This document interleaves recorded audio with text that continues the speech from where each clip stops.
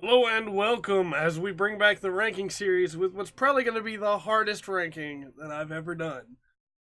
I've gathered my 25 favorite games of all time, and I'm going to attempt to rank them into a list of the top 25 of all time.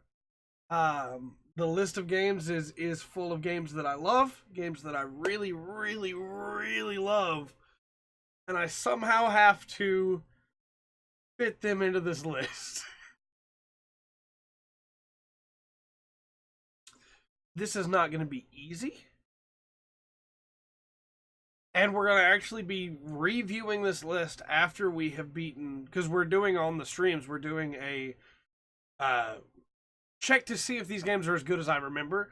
So I have them here, but we're going to replay through all of them throughout the course of the next year or so on the streams. And then we're going to go back over this list and see if where I put them was accurate, I guess is the right way to put it, to my feelings at the time. So we'll start at the bottom and work our way up, which is real hard to look at one of these games and go, this is the least favorite of the favorites. But I'll list off the games for anybody that's only listening through the audio version or just listening to the VOD.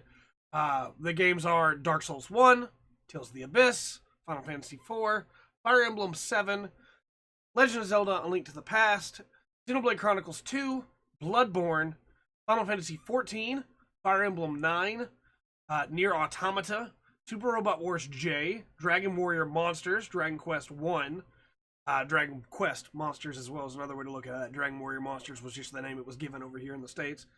And Dragon Quest 1 was called Dragon Warrior as well.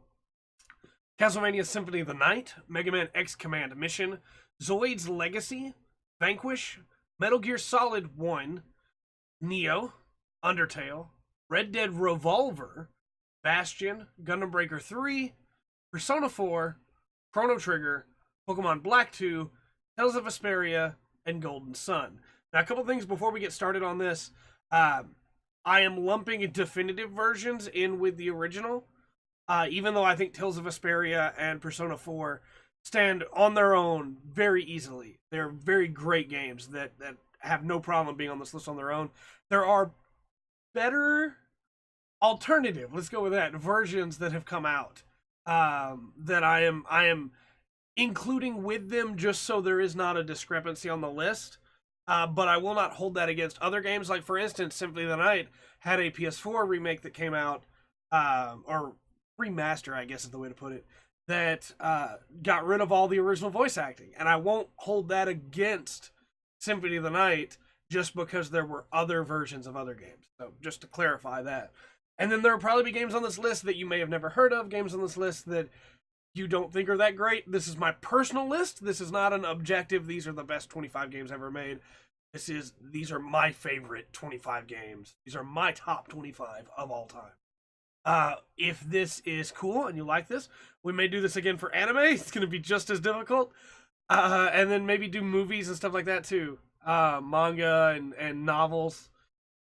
But we need to get started here somewhere. Oh, man. And I'm tempted. I think I might put Final Fantasy 14 at number 25 just because it's not done.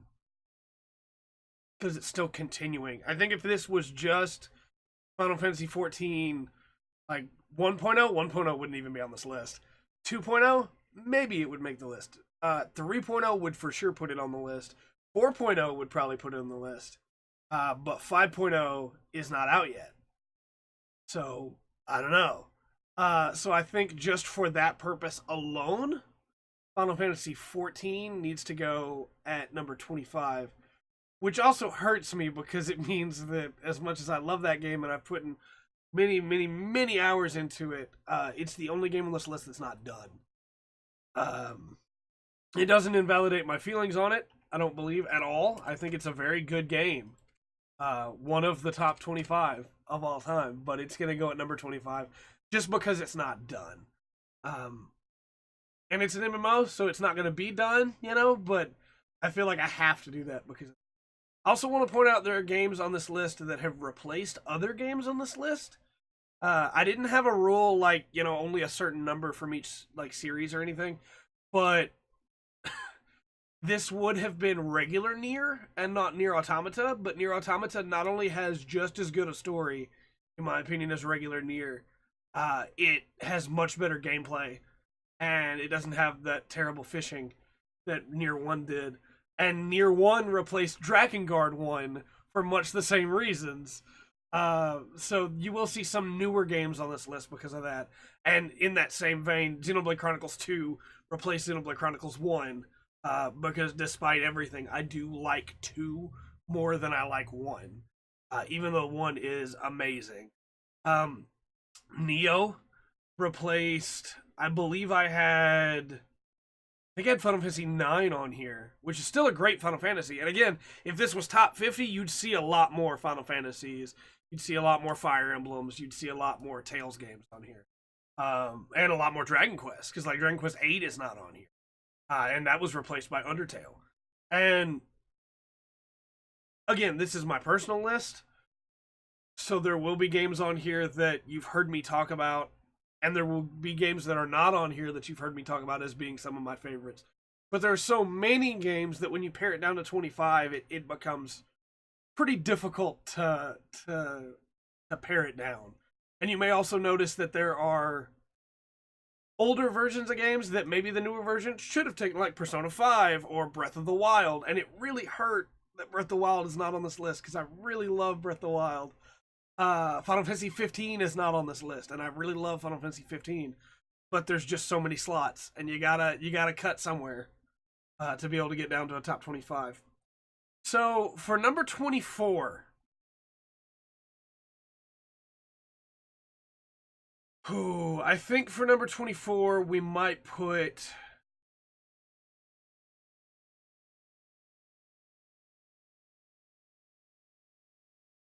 I think for number 24, I'm going to put Persona 4 there.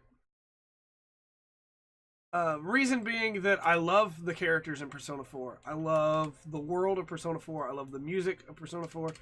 Every Day's Great at Your Juness. But Persona 4 does take a while to get going, character-wise. Like, for instance, if I just wanted to spend some time with, like, Kanji, well, I had to play for a little while. And that's fine. That's not a problem with the game.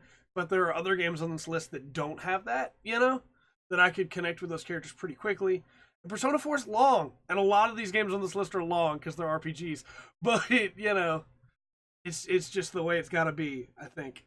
And again, we're going to review this later. So let me know in the comments below what your thoughts on this ranking is, where you would have put these games, if you would even have some of these games on the list. And we'll see what we can do. After that's going to be Pokemon Black 2. Pokemon Black 2 is my favorite Pokemon game, hands down. Hands down. I love Black 2. White 2 as well. I mean, it's the same generation, but Black 2 was the one that I played. I think the story's great. I think the new Pokemon they introduced are pretty cool from Black and White, and I liked that Black 2 lets you get some of the older Pokemon as well. I think that it had some of the best post-game. I think that it had some of the best challenging battles in the entire series. Black 2 was hard, and I just got to give a shout out to my Sawsbuck that carried me through. So, from there, I think after that is Zoid's Legacy. Zoid's Legacy, for anybody who's never heard of it, is such a cool GBA Zoid game that lets you, like, make your Zoids. And, I mean, you don't create your own Zoids or anything, but you get to make whatever Zoids you can find the parts for. And then you can put your pilots in those Zoids, and you can kit those Zoids out. And you have a formation, and it's turn-based, and you have to try to take out enemy parts. It's really cool. I'm really excited for when we get to go back and stream it. But, yeah, Zoid's Legacy. Zoid's Legacy is great. Absolutely amazing. And I really wish it could get a remaster or a remake onto a newer console, maybe. But really good.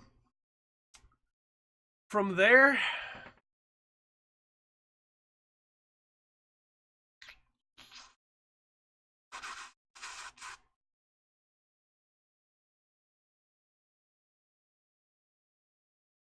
I'm looking at this top half of the list, and this top half of the list is going to be pretty high up the list. I'm just letting you know.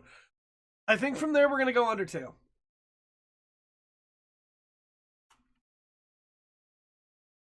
And Undertale is an RPG that has gotten a lot of flack for the community around it and the fan base around it and things like that. But I think Undertale as a game on its own, if you just look at it as a game, it's an amazing RPG. It follows the vein of Mother and Earthbound, and it really just hammers home the idea of you choose what you want to do in this world, and it's your interactions with these characters that define your story with the game. And I just really love those characters, man. And the differences in the story based on the decisions that you make are pretty intense. Not even to mention how good a soundtrack it has. Asgore's theme and Bone Trussell are absolutely amazing. And Megalovania, of course, is crazy. And that Sans boss fight is insane. I can't believe I was able to do that. But, yeah, it's just a really good game that I think more people should play and not pay attention to all the negative conversation that's been built around the game. After that's Gundam Breaker 3. Gundam Breaker 3, the only Gundam game on this list, so you might have thought it was going to go higher because I do love Gundam. Gundam Breaker 3 has some of the best customization that's ever been in a video game ever. I made Galgai Gar in that game, and he's good. I made a Gundam where I put a dragon head on him and he pulls his head off to breathe fire out of it. That game's great. I just think the story's lackluster. And so, as much as I love the gameplay, the story doesn't really compare with a lot of the other ones on here. It's fine, and it's got some good characters in there, especially Mr. Gunpla. He's great. But I just think that the story could have been better. And it might have served the game a little better if it had. DLC was pretty good, though. DLC had some good stories to it, especially the one where you went back and interacted with the previous generation, and they had their suits, and they all had like their own mechanics built around their suits. It was really cool. After that is going to have to be Neo. I think Neo is probably the most customizable that any Souls-like has ever been. The ability to take a weapon that you really like and make it better by giving up other weapons, having secondary weapons, buying skills from different skill trees to be able to equip those weapons better, being able to switch things up on the fly, getting like drops all over the place, and then going, you know what, this weapon's not as good as my current weapon, but it has this ability that's better than this ability, so I'm going to feed it to my weapon and give my weapon that ability. Just crazy, the level of customization. Plus, the gameplay itself is really satisfying. I find that now, having played it quite a bit more than I had when I started and was very negative on it. If you want to go back and check out this podcast, you can. I was very negative on it. I actually think that it's one of my two favorite Souls-likes, I guess, in that way. But there is some garbage in it. It's not as balanced as it could be in some places. Enemies can get stamina back really quickly, and you have, in a good way, but also in a bad way, the game is completely broken if you choose to spec completely into ninjutsu, because you can get gear that gives you infinite ninjutsu, and then you're just throwing shurikens until stuff dies. And that's really fun to do, but it also completely breaks the difficulty of the game. I appreciate that they didn't patch it out, and I had a blast beating that game that way. But I'm also really glad that there are straight up ways to do it. And it's also one of the few games that lets you go with tonfas, man. Very few games give you a set of tonfas and say go, but Neo does. It also has one of my favorite boss fights in video games ever, which is the fight against Date Masamune, where you have this moment of like, I can't get through his guard, but he can't get through mine, as you dance around some pillars trying to get some hits in. Neo's really good. Neo's really good. And that's what's so difficult about where we've got on the list now, is that we've got to the really hard part of now all of my excuses for moving games are gone, and now I have to just choose between my babies. And next up is Tales of Vesperia. May sound weird for anybody that's been watching the Tales of Vesperia playthrough and thought, well, Trey clearly loves this game, it must be higher. I do. I love Tales of Vesperia. I love the characters in Tales of Vesperia. They're so good. And almost did they get beaten out by Tales of Berseria, which came out recently, that I love almost as much as I love Vesperia. Just, it's so close. But Berseria gets a little meandery in places. And maybe if I play through Berseria again, it will take that edge, because I really like those 6 characters. And the side characters. But Vesperia has Yuri, one of the best characters in RPGs ever. It has Judith, a character that I think is really cool. And the way that her story works with the party is really great. It has Rita, who goes through one of the more interesting character arcs, I think, in the Tales series. Not as interesting as my favorite Tales character, but we'll get there. And it has Raven, who is almost always considered like just a background. Like, nobody really talks about how cool Raven is, but Raven has a great story. And I'm not a huge fan of Estelle. I think she's fine. I think Carol's fine.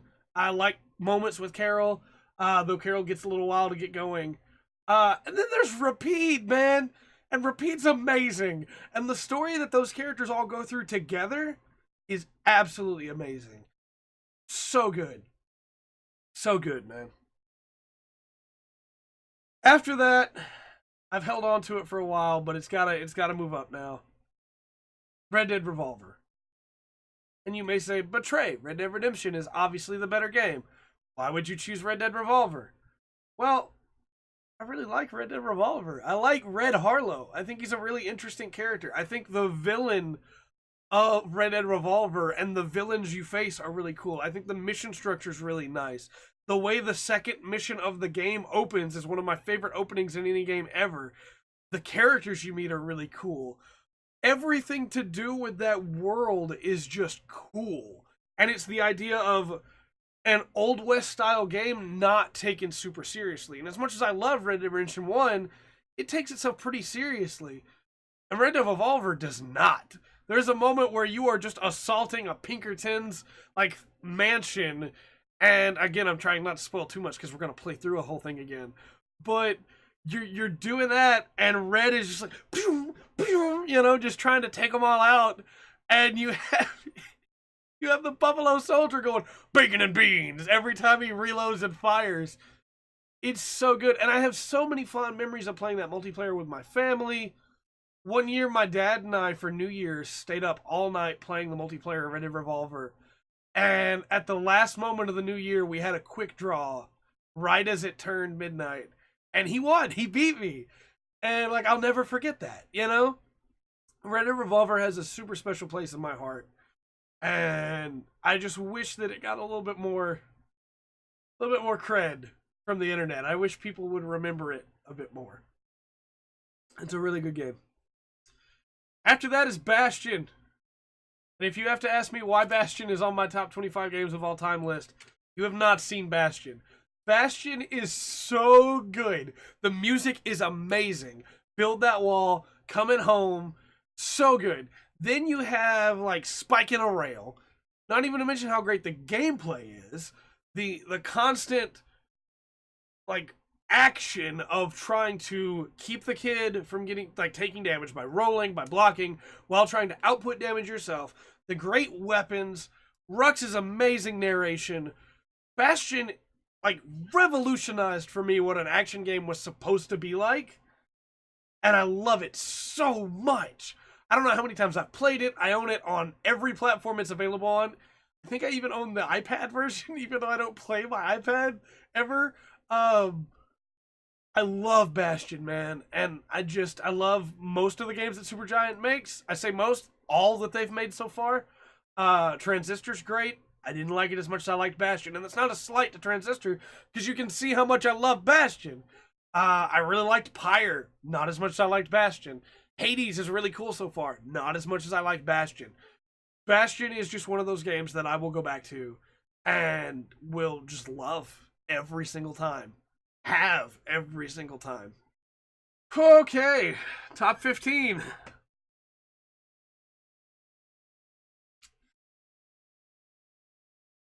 Oh boy. Okay. I think we're going to do Golden Sun next.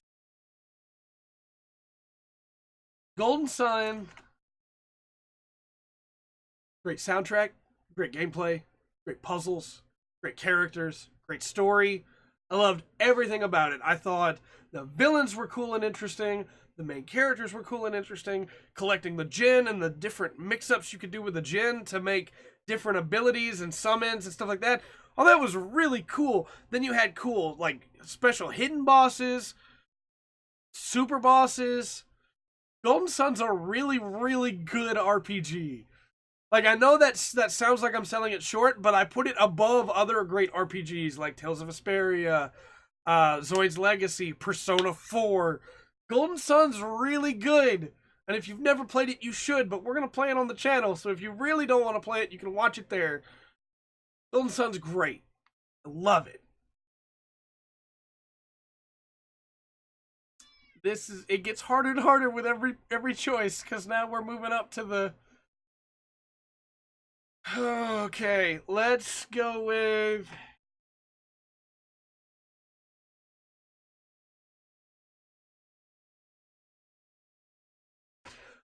I don't want to discredit any of these games by putting them lower than top 10, but they can't all go in the top 10. You know, there's too many.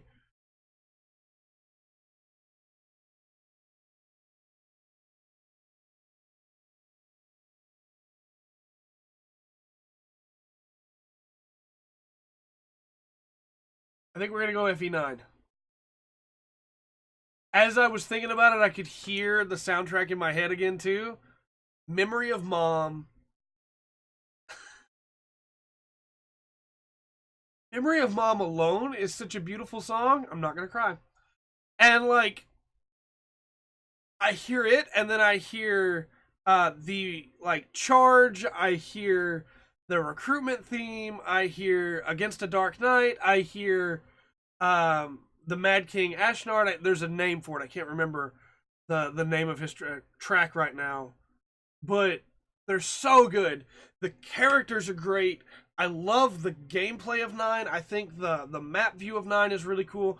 The only thing I really don't like about 9 is how long the battle animations take, so I always just turn them off.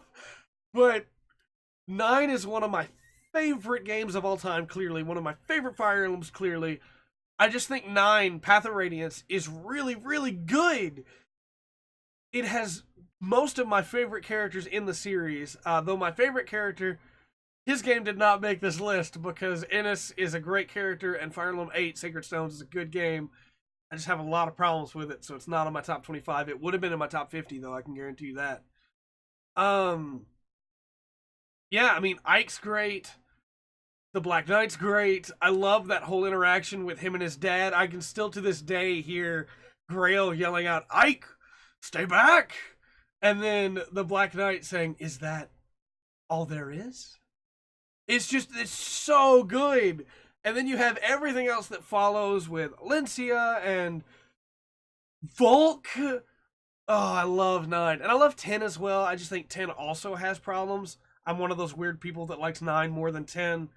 And I mean, 9 doesn't... Like, 9 still has problems. Especially towards the end game. Things start to really ramp up difficulty-wise.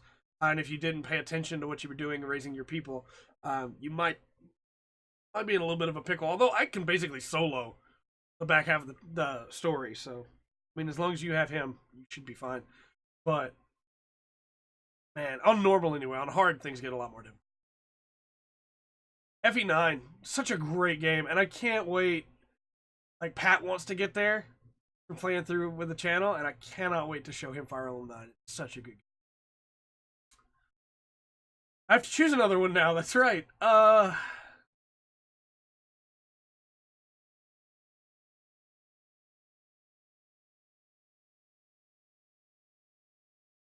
think we're going to go with Mega Man X Command Mission. I don't know how many times I've beaten Command Mission now. It's more than 4. I know that. And it's not a short game. But I really love X Command Mission. I've always been a big Mega Man fan. And X Command Mission took the spot of Mega Man 2, which before was my favorite Mega Man game. But X Command Mission is, in my opinion anyway, you took Mega Man and you made it an RPG, and you made it a turn-based RPG, and don't get me wrong, I love Battle Network as well. Battle Network's a very different kind of RPG, but I love it as well. And you made it a turn-based RPG, and it's perfect in that way. Like, there's a lot of problems with the game. Some of the maps are really big, and the random encounter rate is super high. But I love the combat. I love the combat. It was one of the first games to really drive home to me how important the turn economy is. I love the combat. I love the characters. New characters like Steel Massimo, Marino, Cinnamon. Cinnamon is probably the weakest of those 3, but like Massimo and Marino are great. Then you have Spider and Spider Magic. Oh my gosh, Spider Magic is such a good theme song. Then you have everything else. Upgrades, the weapons look different on your characters, and that's really cool. I know most games now do that. Back then it was a thing that just didn't happen that much. Then you have the cool thing of collecting bots and sending them out on missions to like find other things for you, which can lead to some of the best weapons in the game. And then all of those bots are super like cool, and even like the gorilla one is just like, and then you have like the big dinosaur one, and they're so cool, man. So cool. I love X Command Mission. That game's so good. And the reveal at the end, now as an adult, it's super obvious to me what happened there. But back then I was like, no. It's real good. It's real good. If you haven't played it, you should. Absolutely should. After that is Super Robot Wars J. J is probably the SRW I've played the most of over the years. It was my first real Super Robot Wars game. I played Original Generation 1 on the GBA and liked it a lot. I liked it a whole lot. But I didn't know at that time that Super Robot Wars had other series in it and not just original series, you know? And so when I played J and got to see like Kira Yamato, a character that I'm really cold on, being dressed down by Shinobu from Dan Cougar, and being talked down to by Ryoma from Get a Robo, I was like, okay, all right. Then from there, it just exploded for me. Like, series that I had never heard of. Like, at the time, I didn't even know what Lasner was. And getting to see, like, Lasner. And then, like, Grantede is such a cool Super Robot. Like, he's so cool. Super Robot Wars J basically reignited my love for Super Robots. And I don't know what I would be without that love for Super... You know, like, it's such a part of who I am now that I look up to all these Super Robot characters. And I had kind of let that go to, like, grow up, right? But then when I played Super Robot Wars J, it reminded me how much those characters meant to me.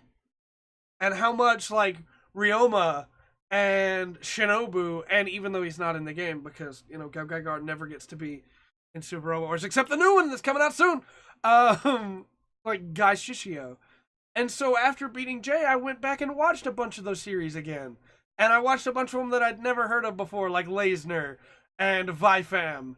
And, like, yeah, Lasner and Vifam are real robots, not super robots. But the point is, J was the part of that that made me want to do that. And then because of J, I've played just about every Super Robot Wars since, and I love almost all of them. That series is amazing, and although I do think that V is probably a better game than J, J still holds that soft spot in my heart, and I cannot let it go just yet. Maybe after we replay J, I'll look at it objectively and go, you know what? V's the better game. V belongs in that slot. But right now, Jay's too good, man. Jay is too good. Okay, we're almost down to a top 10. We gotta put one more not in the top 10.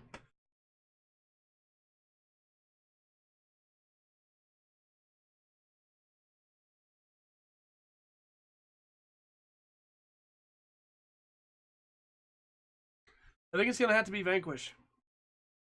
I adore Vanquish.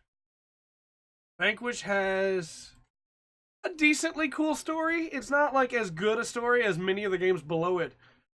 But kind of the reverse of Gundam Breaker 3, where Gundam Breaker 3 has great gameplay and customization, but has a terrible story.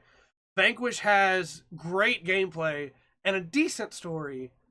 And I think that the two pair together really well. I think that the story in Vanquish, although I think the story could have been a better story, I think it's really the perfect story for Vanquish. Because Vanquish is just like nonsense. And the way that like everything comes together in that game, where you have Sam Gideon just boosting around doing crazy stuff while betrayals are happening all over the place and you don't know who you can trust. It just feels really cool. And I love the gameplay so much of Vanquish. It's the one game that I feel pretty confident in my speedrun game on. And Vanquish, I don't know how many times I've beaten it now. It has to be at least 10, probably more. That game is so good. I love Vanquish, man. If you've never seen it, it's such a weird niche game. But if you've never seen it, you absolutely need to. We're going to do a full playthrough again on this channel. Man, I love it so much. All I'm thinking about right now is just and like the Ripper and just you'll see. You'll see. Top 10.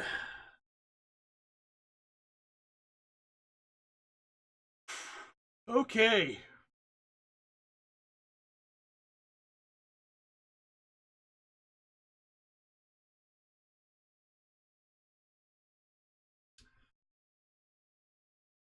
Number 10 is going to be Dragon Quest 1.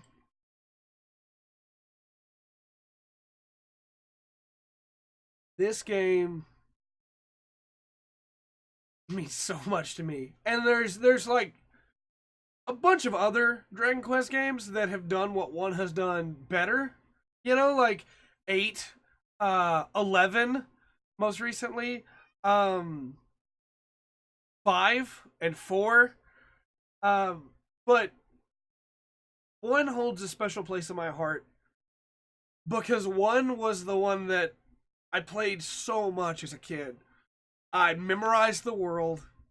I memorized them with the like terrible Dragon Warrior translations.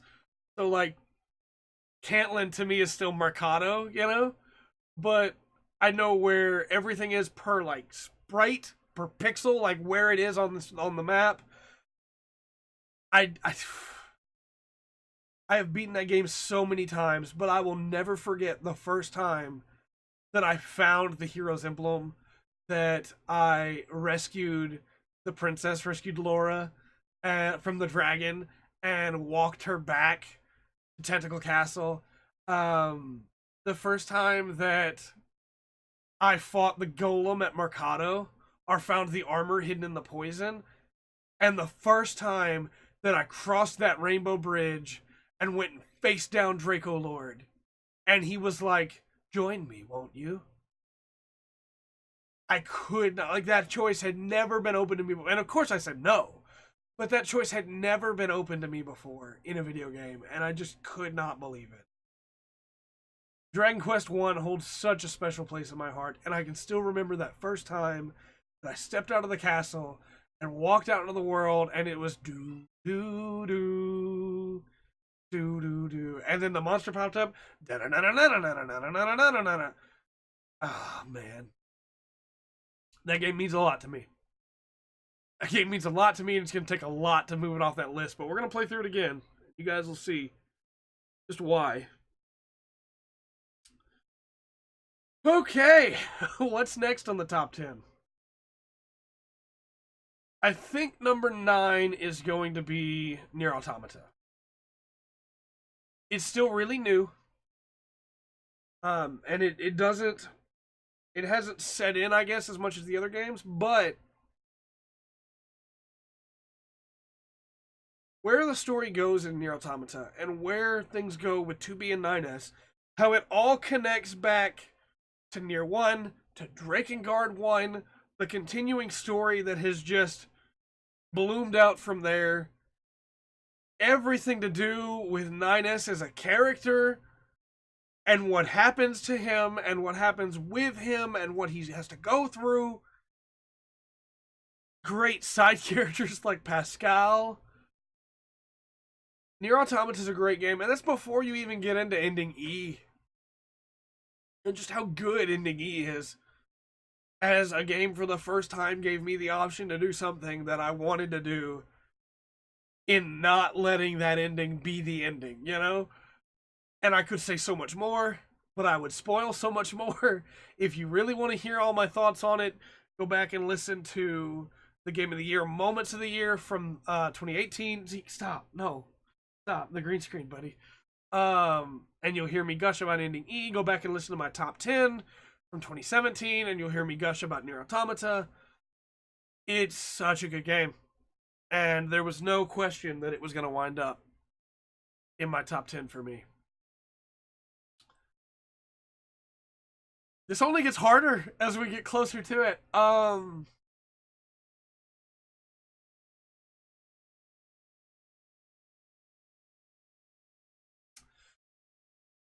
think next up for me is Symphony of the Night. I didn't realize when I was making this that Symphony of the Night was going to be top 10. I knew it'd be top 25. But every time that I looked at it and was like, I could go ahead and get rid of Symphony of the Night so that something else could be higher, I realized that that was atrocious to me. Just the idea of it was wrong. And I couldn't do it. And I realized that Symphony of the Night is another one of those games that means a lot to me. I beat it so many times, and I've said that for many games now, but I've beaten just about all these games many times. Alucard's journey, it's not just about how great the gameplay is, because the gameplay is like the best that a Metroidvania has ever been. The only two games that were close and that could have gotten this slot for me were Super Metroid and Hollow Knight. But I think Symphony of the Night is still the best that it's ever been. A map that I feel like I still know. You know, that I could walk into Dracula's castle right now in Symphony of the Night and know where I need to go. A layout that makes sense in such a cool way. The interesting characters that you meet, like the guy in the library, Maria Renard, Shaft. There's just so much cool going on. Then you have the whole like stuff with Richter and how it ties into Rondo. As a game, gameplay wise, it's great, and as a story, it's great. And then those things tie together so well, only for you then to get the second thing that happens at the end, and it just becomes twice the game you thought it was. You have how great all the weapons are, the familiar system and how cool that is, all the different various puzzles. You feel so much stronger into that game than you were before. You're zipping around everywhere. You've conquered Dracula's castle. And I love that, man. Symphony of the Night is not only one of the best games ever made, but it has to be in my top 10. It has to be. One of the greats.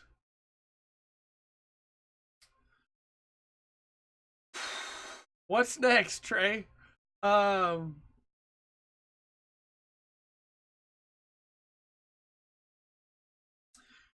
Next is going to be Xenoblade Chronicles 2.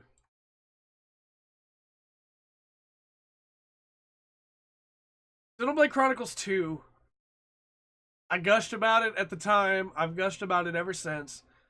It's a game that I have put over 600 hours into somehow. I've beaten it 6 times, working on the 7th right now. I still don't have all the blades because I haven't really focused on that. I've just been redoing the story over and over. And I had all the blades up until they added blades. So I still got to get some of those. But I think the story of Xenoblade Chronicles 1 was pretty serious at times. The story of Xenoblade Chronicles X, kind of goofy, kind of serious at times. I think 2 strikes a really good balance. I know a lot of people didn't like the humor in 2, but I think 2 strikes almost a perfect balance of we're having a good time and having jokes, but also things are real bad, and we got to fix them. And I think Rex doesn't get enough credit as a main character. I think Rex as a main character is absolutely amazing. I know some people look at him as childish, but by the end of the game, I would not say he was childish at all. Rex and the Salvager's Code and what he is able to accomplish, all the different people he's able to reach, and what kind of a person Rex is. I really want to do a video at some point on Rex that's just like, hey, people do not get Rex enough, because like Rex is thought of as just this kid. It's like Rex is a person that can forgive almost anything, that can look past almost anything that people have done to him or to his friends, because he looks at what people are, he looks at who people are and what they've done, and tries to understand them. And is it a fault? Absolutely. He trusts people he shouldn't trust all the time. But it's also one of his greatest strengths. And that's not even to mention Morag and Zeke. Like, I have a dog named Zeke now. That should give you an idea of why. Zeke von Gembu is amazing. And just like everything that goes on with him, fandom, fan, there's so many great characters. And the way that story wraps up, the ending of that game with one of the greatest villains in all of gaming, in my opinion. Like, Malos is so good. And his voice actor does such a good job. And he's so intimidating every time he's on screen.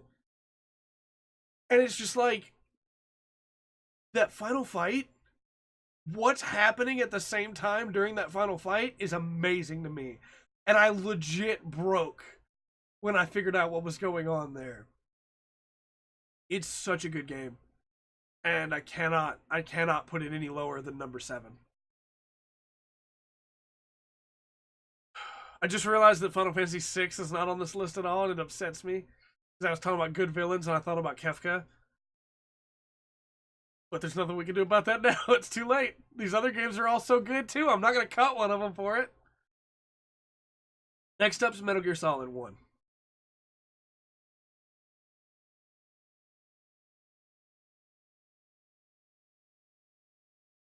I also just noticed a huge problem. I have 8 games and only 5 slots.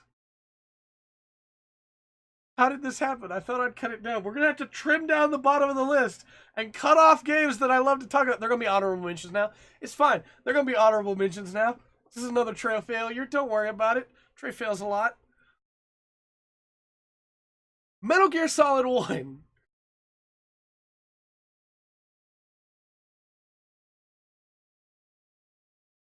The Metal Gear franchise means a lot to me. The Metal Gear franchise, like all those characters and what they go through. And I could have put 4 here. I could have put 3 here. I could have put 2 here. They're all full of amazing moments. But 1 is the one that introduced me to all of it, you know? And 1 has Vulcan Raven, Psycho Mantis, Decoy Octopus. 1 has Revolver Ocelot as the old man that loves to torture people. And 1 has Solid Snake. It has Liquid Snake. It has Otacon. It has Sniper Wolf. It has Meryl. It has all these great characters, all these great set-piece moments. Amazing memories that I can't ever forget of, like, running through the hallway with the smoke pouring in. The mines in the snowfield. Backtracking to get the sniper rifle while wondering if Meryl's gonna be okay. The bathroom where you run into Meryl. The DARPA chief. There's so many great moments in 1. Not even to mention Brother. Such a great game. Such a great soundtrack. The voice acting's great. I love Solid Snake as a character. Absolutely love him. I know a lot of people give him a lot of flack because he's like, Metal Gear. But I love Solid Snake as a character, and Otacon comes into his own in that first game. I've heard people say it's not until the second game that Otacon really becomes a character, but he comes into his own in that first game, and I'm cheating because I'm looking at those two characters and realizing how great they are later as well, and that's affecting it, and I know I'm cheating, but Metal Gear Solid 1, absolutely my 6th favorite game of all time. By which I mean, of course, that it is my 9th favorite game of all time, now that the docket has been fixed. We have 8 games. We have 8 slots. I'm not as excited for where some of those games landed now that were down below. I thought Symphony of the Night was going to be top 10, and I'm kind of upset that it's not now, but hey. Okay, Dragon Quest 1's not even top 10 now.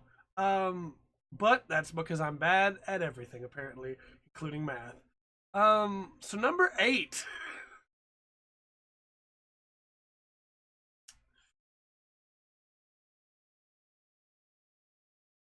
I think number 8 is going to be Bloodborne.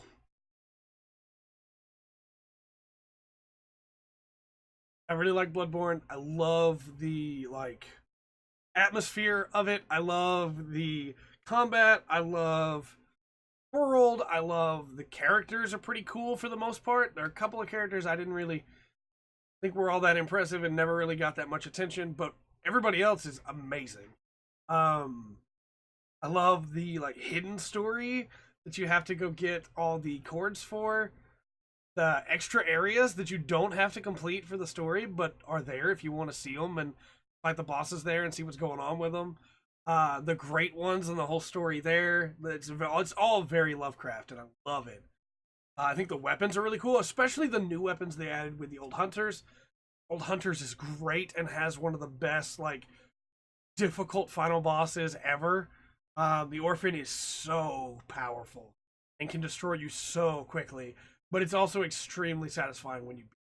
I think Canehurst is probably one of the coolest side areas in any game ever. Bloodborne does have its problems. I think that the second time that you go to Yahar'gul, that city is not fun to traverse. I think it's kind of confusing with all the teleports and everything. But that's really my only complaint with the entire game. The Chalice dungeons aren't great, but you don't have to do them for story completion. If you want the whole story, you do, and you have to fight Watchdog of the Ancient Lords. 122 times I fought that Watchdog before I finally killed him. The Defiled version, mind you. 122 times. But I still think Bloodborne is a great game. I still think it's one of the best games ever made. And it's amazing. It's really, really good. I'm going to cheat real quick, since this is my list. And we have honorable mentions, and I'm going to put FF6. I can't stop thinking about how FF6 got robbed. So, number 7.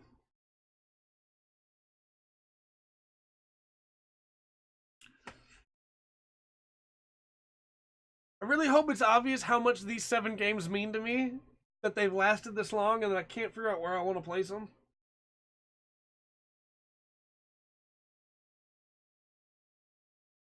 I think it's going to be Chrono Trigger.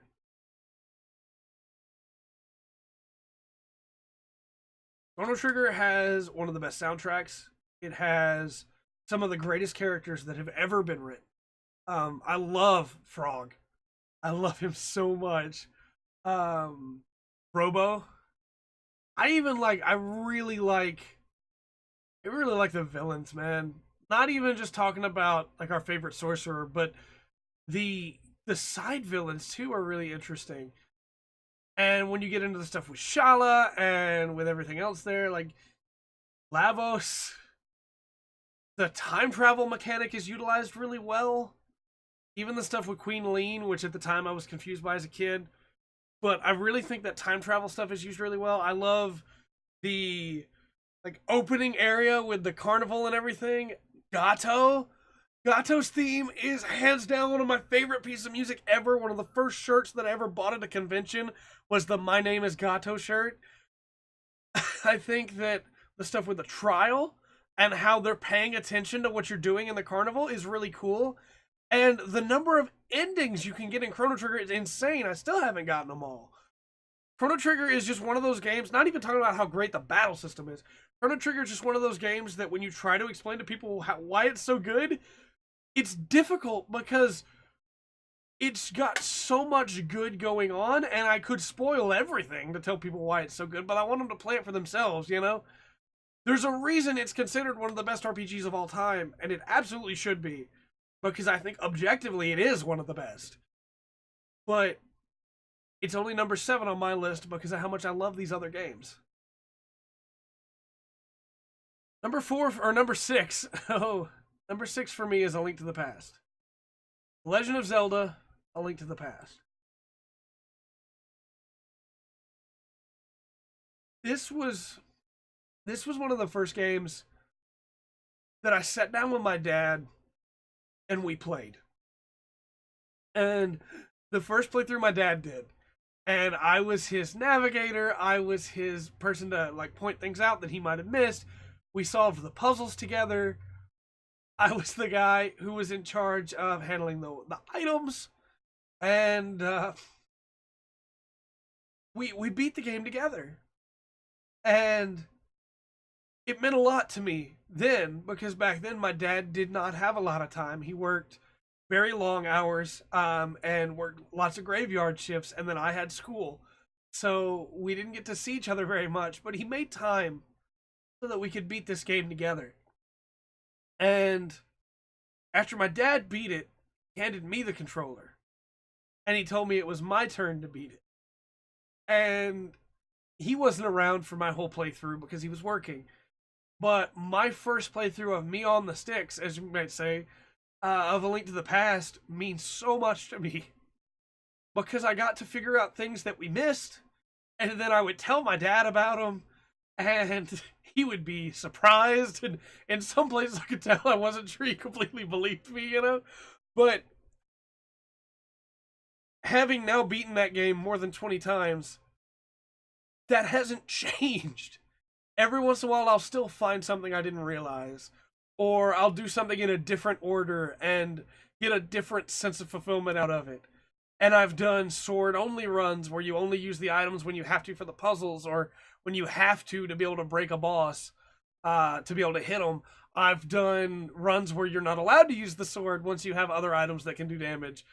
Different order runs, and a randomized run, and A Link to the Past is just such a great game on its own already, even without all the sentimental value it has for me. But when you add all that together, there's no way it wasn't in my top 10. There's no way. If not for how much I love some of these other games, it would be number 1 for me. Because of those memories and just how good of a game it is anyway. One of the best puzzle games. It's what set... I guess puzzle's not the right genre for it, but it has so many great puzzles. And it set the course for Zelda to go on for so long, man. I love it. I absolutely love it. And I cannot wait for the replay through we do for the sake of the top 25 of all time. After that's Dragon Warrior Monsters. And this one may seem like a really weird pick after all the, like, other games have emotional weight to them or have some really crazy mechanics, but Dragon Warrior Monsters, Dragon Quest Monsters, is a monster collecting game for the GBA. And you have to... I'm sorry, I just got hit with all the music in my head. You have to collect these monsters by giving them meat, or by impressing them by beating them, and like giving meat and then beat them. But you win them over, and then you can breed them. And the monster you get from breeding them is a different type of monster. And sometimes you get crazy cool combinations, and sometimes you get terrible combinations. But the game doesn't tell you what you're going to get. You have to figure it out on your own. And, you know, this game, it was before the real, like, big boom of the internet where I could just go on GameFAQs and look up what these two monsters became. I had to figure it out the hard way. And it also saved when you bred monsters, so you couldn't save scum. So there were times where I would give up a really cool monster and get something terrible. But then that terrible monster would turn out to be really powerful.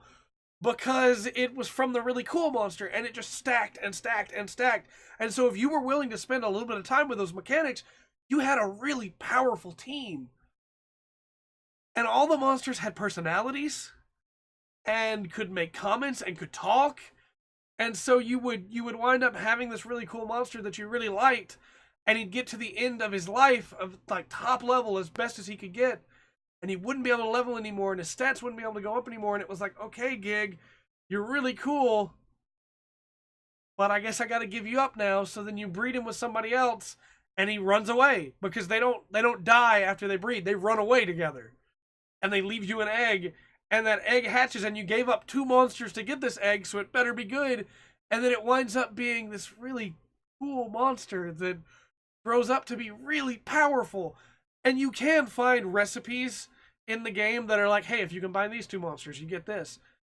And part of the fun of that is getting down to the point of getting the most powerful monsters, you know?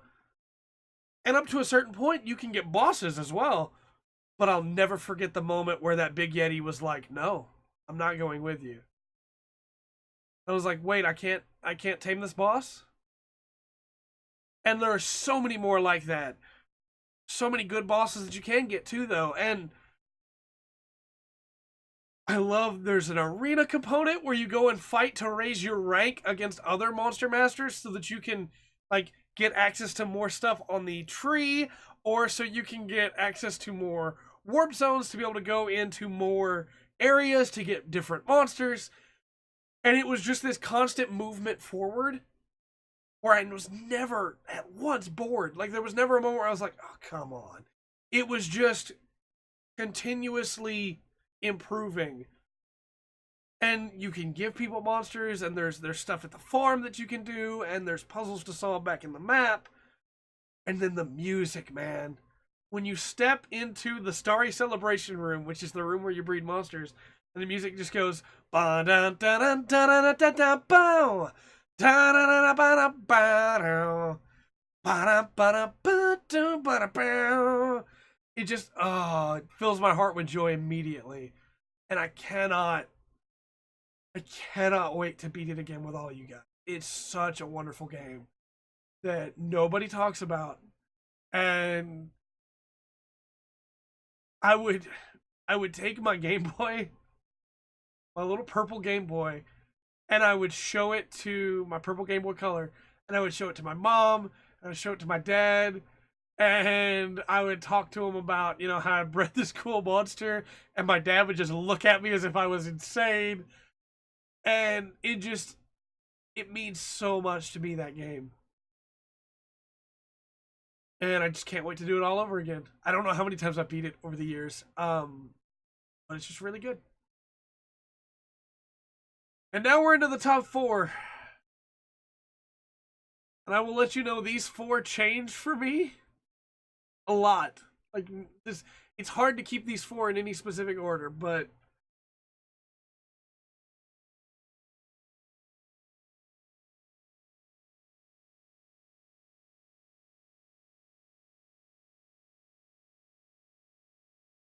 number 4 is going to go to Fire Emblem 7. And if you've been watching the playthrough that Pat and I have been doing where he plays it for the first time, you'll know that I really love this game. You'll know that the story, a lot of people say it's got the weakest story in all of Fire Emblem, and I firmly disagree. I think that what happens with Ellawood, what happens with Hector, to a point what happens with Lynn, as much as I'm not a huge fan of Lynn, as a unit, I like her as a character. Like what happens with Nurgle and Pent, and what happens with the side stories and the support stories, the stuff with Nino and Jafar. Those characters are all really good, in my opinion, and specifically the stuff with Ellawood and Ninian, and where that goes. When that happened, I played this game on my Game Boy Advanced, and when that happened, I just started crying. Because even as a kid, I was emotional. You know, that hasn't changed. I'm an emotional person. I've fully come to terms with the fact that I'm an emotional person and I cry often. But back then I wasn't.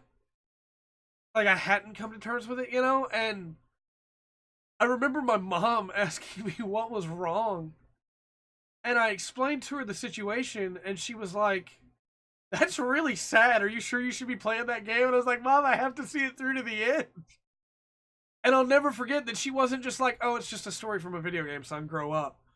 But she embraced it with me and was like, "Hey, that's that's really sad." And the moment when it happens,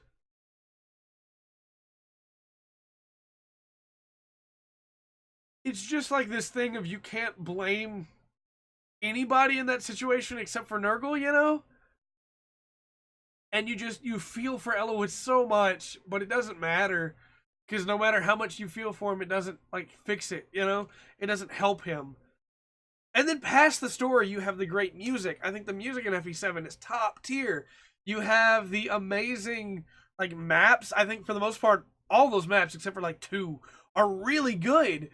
The gameplay is really solid. It has some of my favorite characters, with Sane and Raven, and anybody that's watched the LP knows how much I love Raven. And just so many great moments that you can have with those characters. And again, every playthrough is your own. Because of RNG, you have growths, and some characters will always be better than other characters. Well, almost always. But because of the way RNG works, your characters could be completely different from mine gameplay wise, and I love that. I love that Pat had some really crazy growths on characters that I had never seen. I'd never seen Sane get that strong. Like, my Sane was always like good, but he was never that good. And so it was just like seeing somebody else, like I watch other playthroughs of course, but seeing like being a part of somebody else's playthrough, it really cemented for me how much I love this game. And it's what I hope will happen with many of these games when we go back to them, and I'm afraid the opposite will happen, but we'll see. But yeah, I absolutely love it, man. Absolutely love it. After that is going to be Tales of the Abyss.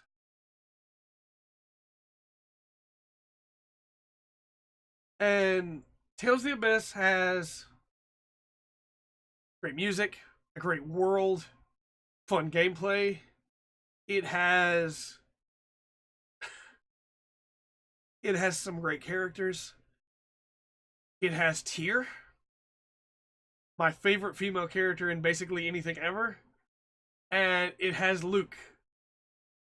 And when you start the game and Luke is a jerk and you hate him, and they sell him so well as a jerk that by the time you get through everything with like Zariuth and get to the second half of the game, Luke is one of my favorite characters in anything ever. Luke and the journey he takes is so good and so important and so powerful, as he has to realize not just who he is and what he is, but also who he has been and who he wants to be. Realized like what he has done and how he can overcome it. And everything that helps to that pushes that, just makes Luke such a great character, and it makes the final moments of that story mean so much to me. And as a kid, when it cuts to the field overlooking Hod again,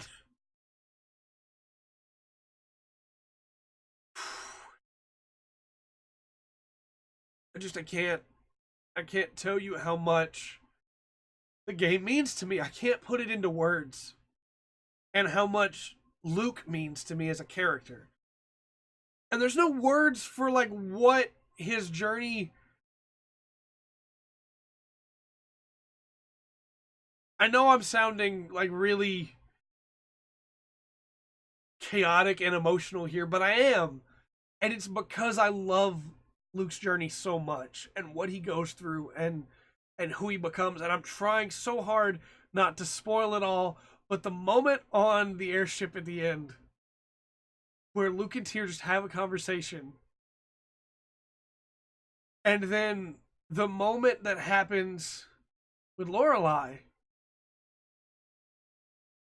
I just love those characters so much.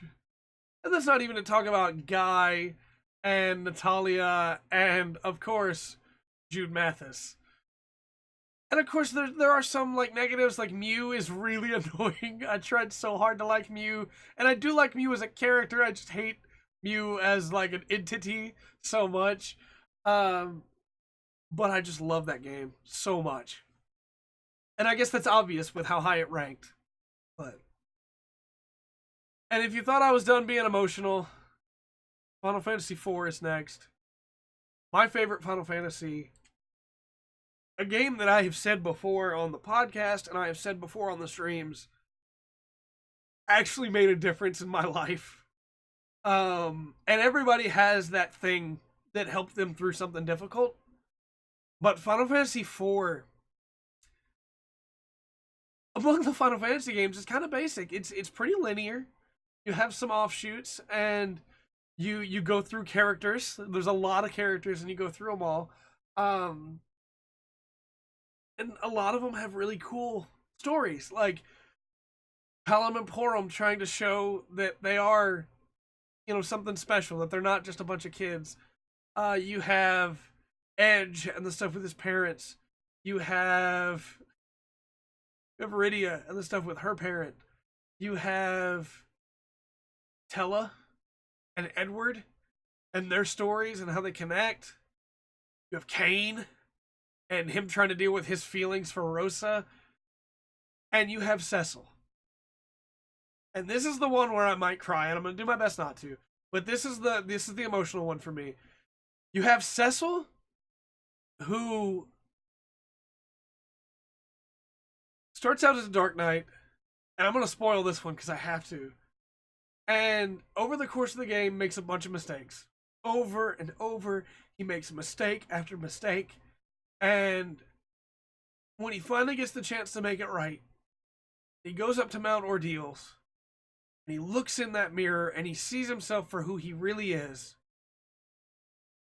And he has to fight the Dark Knight inside him. And he wants to become a paladin. He wants to move past the dark and embrace the light. And he has to fight the darkness inside him.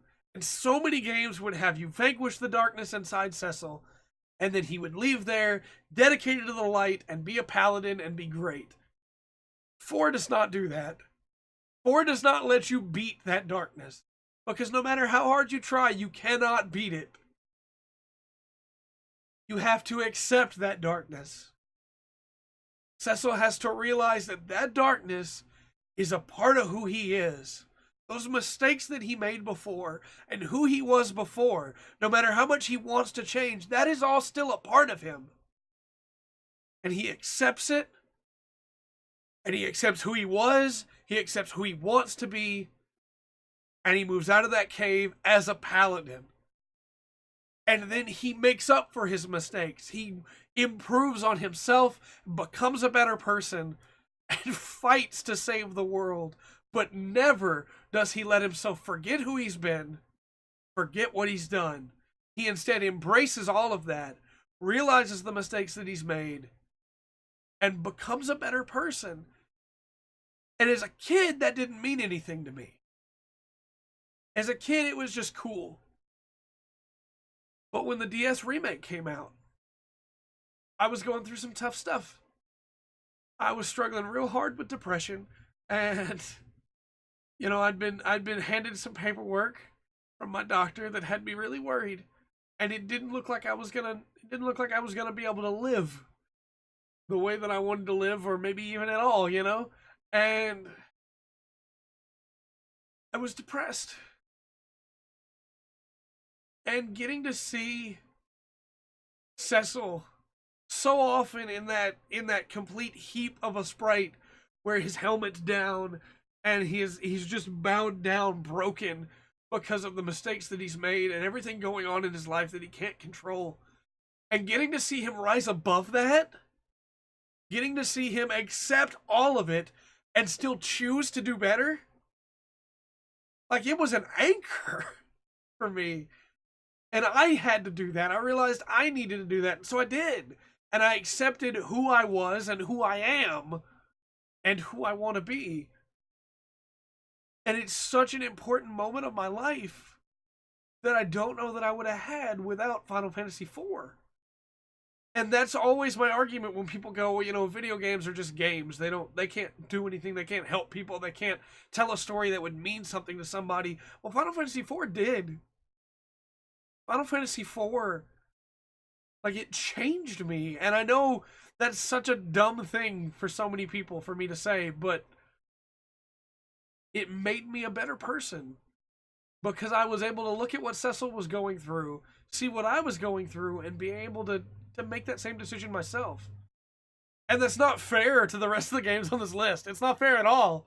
Because any one of them could have done that if they had hit that specific chord that 4 did. And the gameplay of 4 is great, but it's not better than, like, Chrono Trigger, you know? But the story of 4 means so much to me that I couldn't put it anywhere else. It could have gone higher, I guess. But we still have one game to talk about. Let's talk about Dark Souls 1. My favorite game of all time. I don't know why that just happened.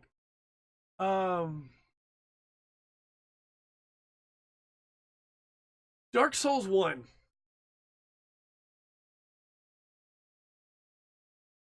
It's not perfect. Lost Izalith exists. Fight the Stray Demon multiple times, just in different, you know, skins. But it's real close. You have extremely tight hitboxes. You have extremely solid gameplay. You have a multitude of weapons that all play very differently. Ton of different ways to play the game in the form of ranged, dex, strength, pyromancy, magic, a mix between the whole bunch, any of the above mixed together, you know. You have a game that allows you to tackle the story in different ways and get different endings for different character quest lines, like different NPC quest lines depending on what you do. You have a world that is slowly, it almost feels like disintegrating around you as people continue to go hollow, and no matter how hard you try, you can't seem to stop it. And you just have to keep going forward. You have to keep advancing. You can't ever stop. Because when you stop, the weight of it all, you know, just seems to just weigh you down and break you. You have to keep going forward. You have to keep fighting these giant monsters, even when some of them were just wanting to be left alone, because you need what they have to be able to start the Age of Fire again, because you've been told that's the most important thing, that if you can stop that, you can push back the Curse of the Undead. And the best part about all that I just said is that a lot of players could beat the game and not ever know that's the reason they're doing it. Because the way the story's told, it's up to you to reach out and get that story. And for a lot of people, that's a negative. But for me, that's a super positive. Because I want all that story. So I can grab all that story. But on another playthrough, on like a speedrun playthrough, I don't have to sit through a bunch of cutscenes. Not that there's a bunch of cutscenes anyway, to be honest. Because the story's not really told that way.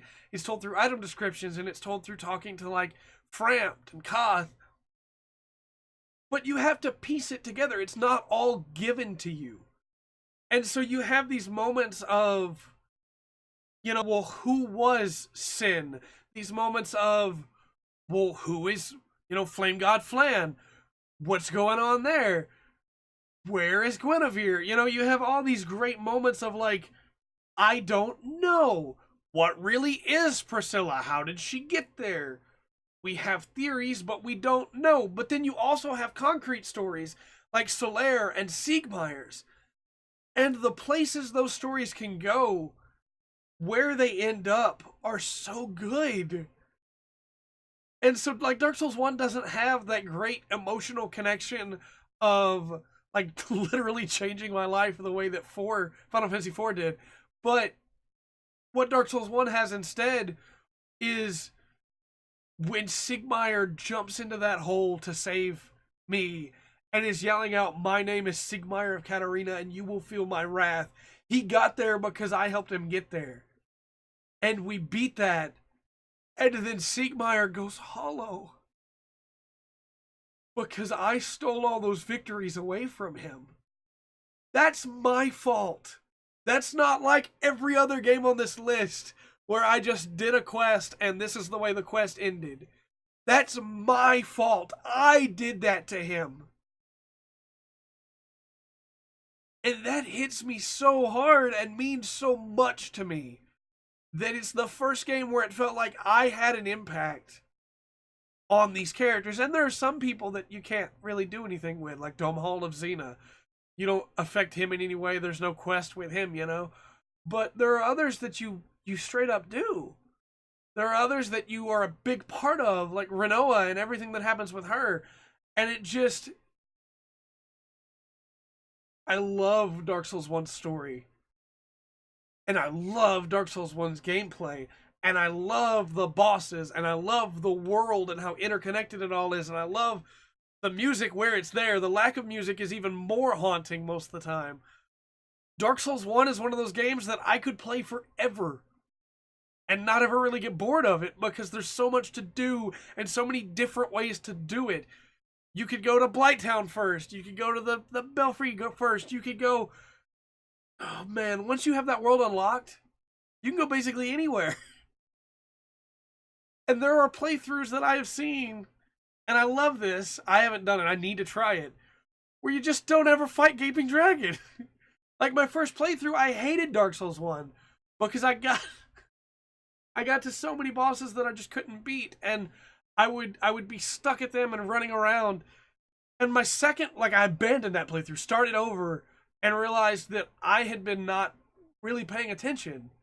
I had been focusing on, you know, just trying to build an interesting character, and I hadn't really been watching boss patterns. I hadn't really been figuring out what I needed to do. And so I just spent some time fighting the bosses.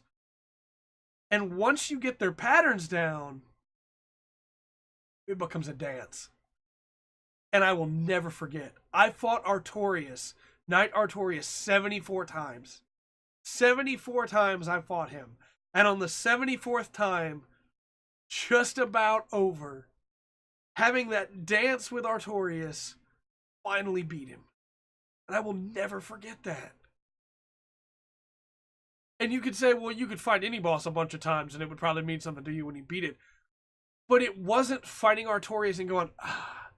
It was fighting Artorias, losing to Artorias and going, okay, let's go. We can do this. We can beat him. We're almost there. And just improving my own skills with the game until I could defeat Knight Artorias. And so many other games, we like throw our face against bosses until we beat them and just hope we get lucky with good boss AI or with bad boss AI, depending on how you look at it.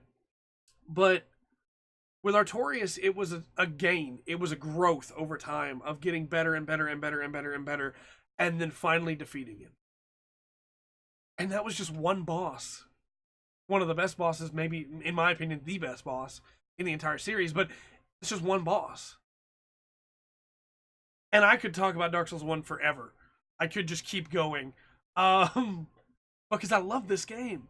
And I think that the atmosphere, the places this game goes, the way it all connects together, weapon variety, the story, the music, it's all just so good. And I love that it doesn't give you all the answers, that it makes you try and figure stuff out for yourself.